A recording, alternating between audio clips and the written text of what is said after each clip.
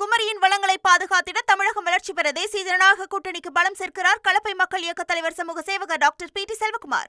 விருதுநகர் பட்டாசு ஆலை வெடிவிபத்தில் உயிரிழந்த 24 தொழிலாளர்களில் 20 பேரின் உடல்கள் அடையாளம் காணப்பட்டு பிரேத பரிசோதனை நிறைவு பெற்றுள்ளது. இதுகுறித்த கூடுதல் தகவல்களை செய்தியாளர் சிவசபாபதி நேரலையில் வழங்க இணைகிறார். சிவசபாபதி வணக்கம். தொடர்ந்து இப்ப 20 பேரினுடைய உடல்கள் அடையாளம் காணப்பட்டிருக்குன்னு சொல்றாங்க. அங்க உறவினர்கள் வந்திருக்காங்களா? உடல் எப்போது ஒப்படைக்கப்பட்டிருக்கிறது? நிலவரம் என்ன? விருதுநகர் மாவட்டம் கட்டனார்பட்டி என்ற கிராமத்தில் பார்த்திங்கன்னா பட்டாசு ஆலையில் ஏற்பட்ட இந்த வெடி விபத்தில் 24 பேர் உயிரிழந்திருக்காங்க.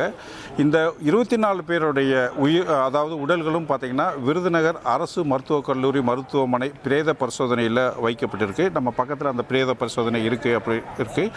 இதில் பார்த்திங்கன்னா இந்த 24 பேரில் பார்த்திங்கன்னா 20 பேருடைய உடல் அவர்களுடைய உறவினர்களால் அடையாளம் காணப்பட்டு அவங்க உடல்கள் உடல் கூறு ஆய்வு செய்யப்பட்டிருக்கு. அதாவது பிரேத பரிசோதனை செய்யப்பட்டிருக்கு. 4 பேருடைய உடல் இன்னும் பிரேத பரிசோதனை செய்யப்படலை. இதில் பார்த்தீங்கன்னா 3 பெண்கள் ஒரு ஆண். இவங்களுடைய உடல்களுக்கு அவங்களுடைய உறவினர்கள் பிரேத பரிசோதனைக்காக இந்த அடையாளம் இன்னும் காட்டப்படலை அப்படின்னு சொல்லலாம். இந்த 20 பேருடைய உடல்களும் பார்த்தீங்கன்னா தற்பொழுது பிரேத பரிசோதனை செய்து முடிக்கப்பட்டிருக்கிறதுனால அதை உறவினர்கள்ட்ட ஒப்படைக்கிறதுக்காக காவல்துறையினரும் விருதுநகர் மாவட்ட ரெவென்யூவும் தயார் நிலையில் இருக்காங்க. இதை அவங்க உறவினர்களை ஒரு 7 மணிக்கு மேலே அவங்க உறவினர்கள்கிட்ட கொடுக்கப்படும் அப்படின்னு சொல்லிட்டு எதிர்பார்க்கப்படுகிறது. இது மட்டும் இல்லாமல் இந்த 20 பேர் இறந்தவங்களுக்கு உண்டான நிவாரணம், சரியான நிவாரணம் கொடுக்கப்படணும் அப்படிங்கிறதுல உறவினர் தரப்பில் சொல்லப்படுகிறது. அந்த நிவாரணம் கொடுக்கப்பட்டால் அவங்களுடைய உடல்கள் எல்லாமே சரியான முறையில் வாங்கி கொள்ளப்படும் அப்படிங்கிறதையும் ரெவென்யூட்டையும் போலீஸார்ட்டையும் இவங்க உறவினர்கள் தெரிவிச்சிருக்காங்க. மேலும் பார்த்தீங்கன்னா இந்த விபத்தில் இந்த விருதுநகர் மருத்துவக் கல்லூரி மருத்துவமனையில் 21 பேர் இன்னும் சிகிச்சை பெற்று வருகிறாங்க. இதில் 3 பேர் பார்த்தீங்கன்னா மிகவும் படுகாயங்களுடன் ஆபத்தான நிலையில் மதுரை மருத்துவக் கல்லூரி மருத்துவமனையில் தற்பொழுது சிகிச்சை பெற்று வர்றாங்க. தொடர்ந்து பார்த்திங்கன்னா இந்த விருதுநகர் மாவட்டத்தில் இது போன்ற ஒரு சம்பவங்கள் தொடர்கதையாகவே நடந்துக்கிட்டு இருக்கிறதுனால இதை அரசு, அதாவது இந்த பட்டாசு ஆலைகளுக்கு கொடுக்கக்கூடிய நிபந்தனைகளை சரியான வழிமுறையில் பின்பற்றணும் அப்படிங்கிறது இந்த பொதுமக்களோட எண்ணமாக இருக்குது. இது மட்டும் இல்லாமல் பார்த்திங்கன்னா இனி வரும் காலங்களில் இந்த பட்டாசு விபத்து ஏற்படாதவாது அவங்க இந்த நிபந்தனைகளை கடுமையாக்கி அவங்கள சரியான முறையில் கொண்டு போகணும்.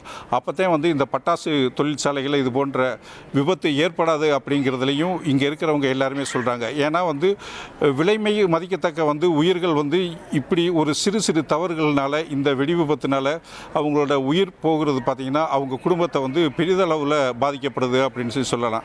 இந்த இறந்து 20 உடல்கூறு ஆய்வு செய்யப்பட்டவங்களை 16 பேர் சேர்வைக்காரன்பட்டி அப்படிங்கிற ஒரே ஊரை சேர்ந்தவங்க அப்படிங்கிறதும் ஒரு அதிர்ச்சியான தகவல் அப்படின்னு சொல்லலாம். இந்த 16 பேரும் பார்த்திங்கன்னா அதாவது பல்வேறு இடங்களில் பட்டாசு தொழிலில் வேலை செஞ்சுக்கிட்டு இருந்தவங்க நேற்று ஞாயிற்றுக்கிழமை என்பதால் அவங்க முன்ன வேலை செஞ்சுக்கிட்டு இருந்த பட்டாசு தொழிலில் அங்கே அந்த வேலை இல்லை அப்படின்னு சொன்னதுனால இந்த விபத்து ஏற்பட்ட பட்டாசு ஆலையில் வேலை செய்கிறதுக்காக வந்தவங்க, அதாவது நேற்று தான் முதன்முறையாக வந்த உடனேயே இந்த விபத்து அப்படிங்கிறது மிக கொடூரம் அப்படிங்கிறது அந்த ஊரவே ஒரு கதிகலங்க வச்சிருக்கு, பெரும் அச்சத்துக்குள்ள ஆக்கியிருக்கு.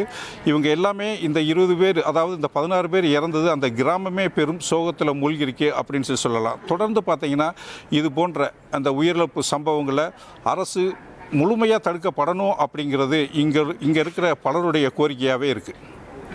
உங்களுடைய நேரடி கள விவரங்களுக்கு நன்றி சிவசபாபதி. தற்பொழுது இந்த விருதுநகர் வெடி விபத்தில் உயிரிழந்தவர்களினுடைய உடல்களுக்கு உடற்கூறாய்வு செய்யப்பட்டிருக்கிறது. இதனுடைய விவரங்களை எமது செய்தியாளர் வழங்க கேட்டோம். குமரியின் வளங்களை பாதுகாத்திட தமிழகம் வளர்ச்சி பெற தேசிய ஜனநாயக கூட்டணிக்கு பலம் சேர்க்கிறார் கலப்பை மக்கள் இயக்க தலைவர் சமூக சேவகர் டாக்டர் பி.டி. செல்வகுமார்.